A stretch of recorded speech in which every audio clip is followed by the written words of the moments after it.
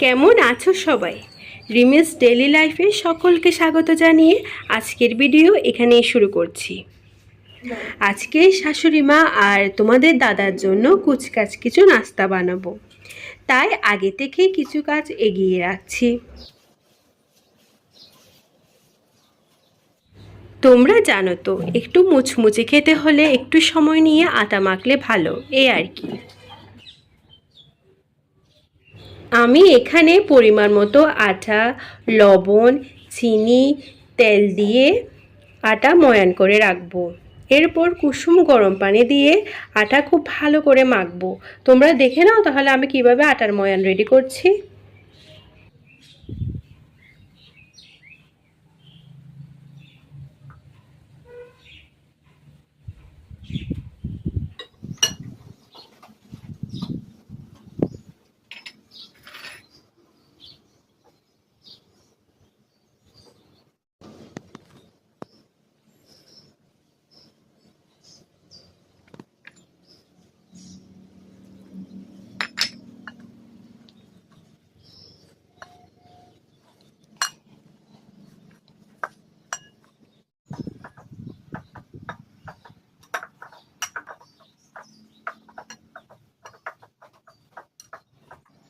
আটার do ready হয়ে গিয়েছে। এখন আমি সামান্য তেল দিয়ে রাখছি যাতে বাতাস লাগলে কোনো সমস্যা না হয়।